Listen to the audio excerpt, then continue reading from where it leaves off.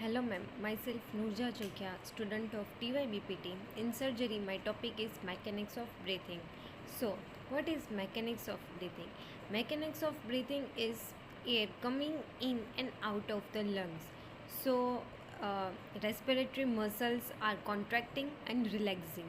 So, mechanics of breathing refers to the process by which air moves into and out of the lungs. Due to changes in pressure inside the chest cavity, breathing occurs because of the action of respiratory muscles and the elastic properties of the lungs and chest walls. So, there are two phases of breathing. The first one is inspiration, means air enters the lungs. The second one is expiration, means air leaves the lungs. So the first one is inspiration. It is an active process. The diaphragm contract and move downward. External intercostal muscles contract and lift the ribs upward and outward. The thoracic cavity increase in size. Intrapulmonary pressure decrease below atmospheric pressure. Air flows from outside into the lungs. So, muscles of inspiration. The chief muscle is diaphragm.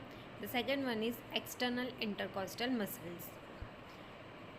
Accessory muscles. During deep breathing or respiratory distress, sternocleidomastoid and pectoralis minor.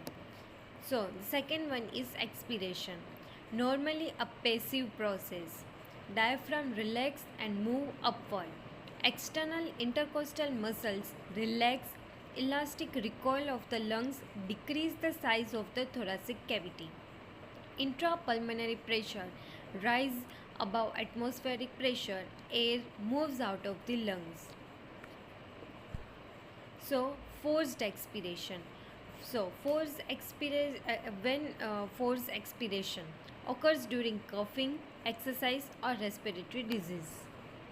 Muscles involved: intercostal muscles, abdominal muscles, rectus abdominis, external oblique, internal oblique, and transverse abdominis. So, pressure changes during breathing. So, the first, intrapulmonary pressure. During intrapulmonary pressure, inspiration decrease and during expiration increase. The second one is intrapleural pressure. So during intrapleural pressure becomes more negative and during expiration becomes less negative. Atmospheric movement into the lungs during inspiration and during expiration out of the lungs. So, complicans of lungs. Complicans means the ability of lungs to expand. High complicans, lungs expand easily. Low complicans, lungs become stiff and difficult to inflate. Which factors? Let's see factors affecting complicans. Elastic tissue of the lungs, surface tension of alveoli, presence of surfactant. Work of breathing. Energy is required for expanding the lungs and chest wall, for overcoming airway resistance, overcoming tissue resistance.